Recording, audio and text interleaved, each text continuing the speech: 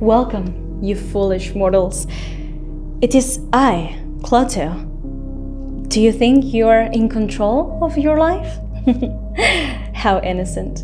Welcome to my world, where every decision can unravel your destiny. But don't worry, Lachesis will measure your threat. But Atropos, well, let's just say she likes cutting her job very short.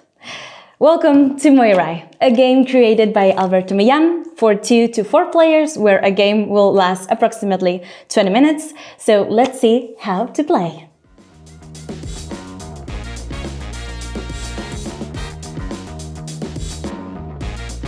Well, players, it's time to weave the thread of life. Welcome to Moirai. So in this game, we're going to make points or score points according to the criteria of Clotho, Lachesis, and Atropos that are, well, in English it's called the 3 fates, so the 3 Moiras.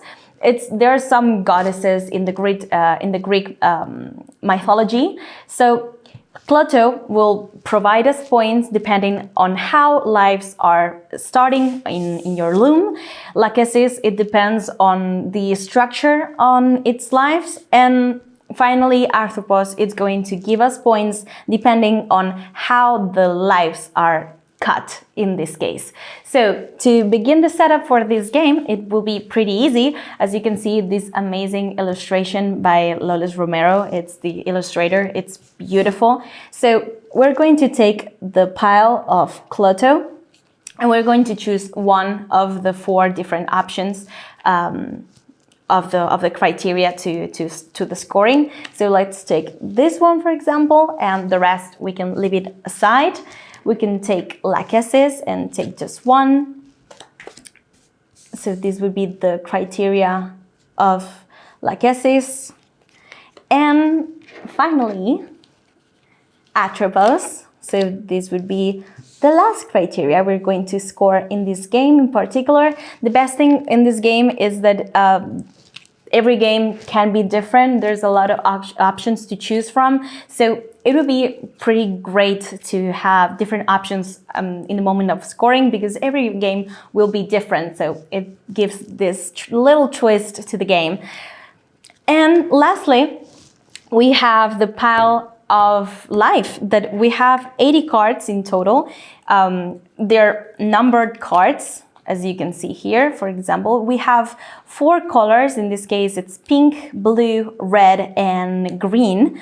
And we're going to make in the player's loom, we're going to make lives, and we're going to make them in ascending order in order to make the most lives according to the criteria of our 3 fates. So to begin the game, we're going to draw 1 card and put it face down in the player's loom. This would be the way all lives must start. So with this card just face down.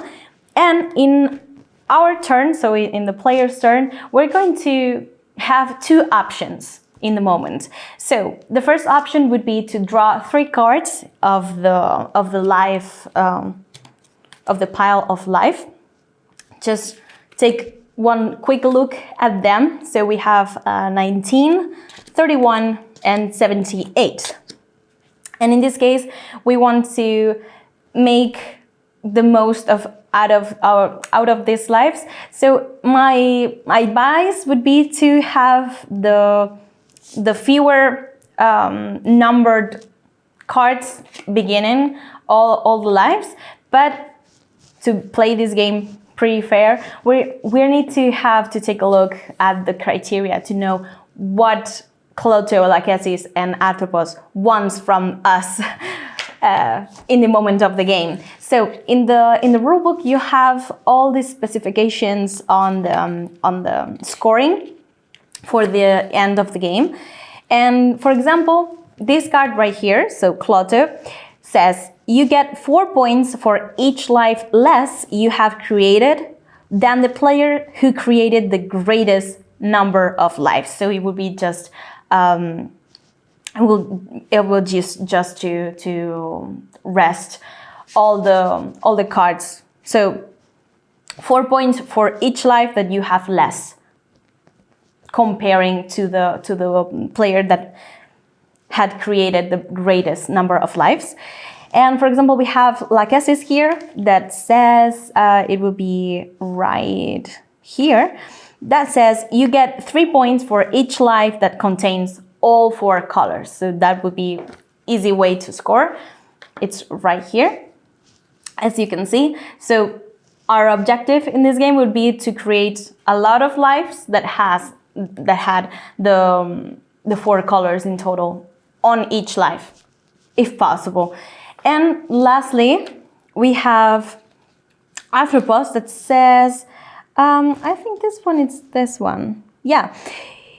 You get 2 points for each cut life that has an ending value of less than 40. So this would be pretty easy to commit to. So our main objective would be to cut all the lives before they get to 40. So for example, this card right here doesn't make us the cut.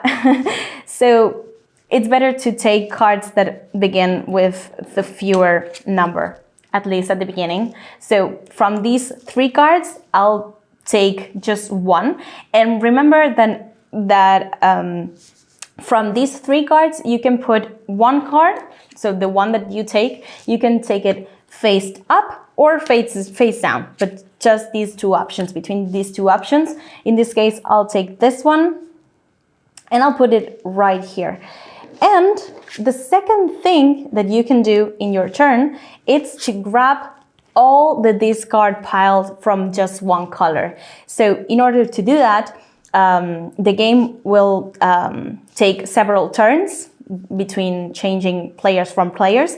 So these 2 cards that normally will go to the discard pile, we're going to separate them by color and put them in 4 different discard piles depending on colors. So in here I have it already prepared, but during the game you'll see that you're going to make eventually you're going to complete several discard piles. So these cards that we're going to put aside will turn eventually into this.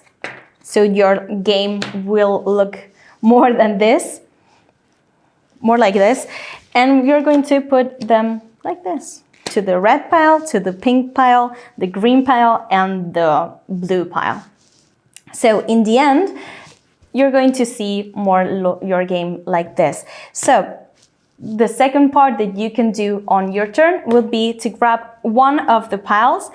And for example, if my turn gets to me again, I'll get to choose if I could pick one of these piles. And for example, if you take the green pile here, you have 28, the 0 card. So this is interesting to know that this is here, and the 56.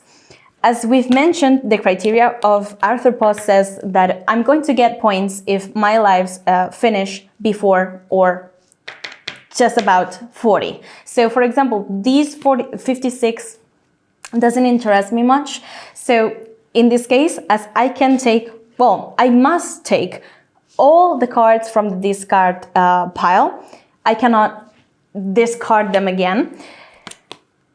And I have to put just 1 card face down. I may put one card face down. You can put them all face up, but as an option, you could do that as well. So in this case, I want to put the 56. That doesn't make the game for me. It won't give me any scores. I'm going to begin just another thread of life, and I'm going to put these cards obviously like this. And we're going to begin a new thread of life, beginning at 0 and then turning 28.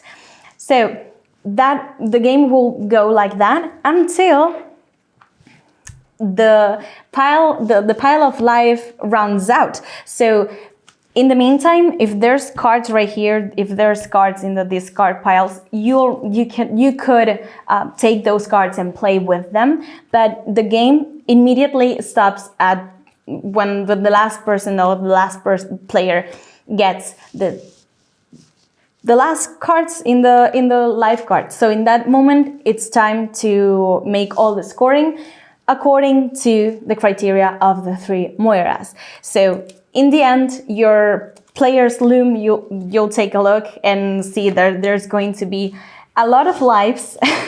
Some of them will be finished, or some of them will be cut like that, because you can cut lives. You can begin lives, opening lives like this, or you can put the cards right here, like so, and closing them. So in this case, for example, follow always the criteria of the Moiras. So maybe your loom will take a look like that. It's more like this. And in the end, the person who has scored more points according to the Moiras is going to be the winner of Moirai. So that's about that. I hope you liked enjoying learning how to play Moirai.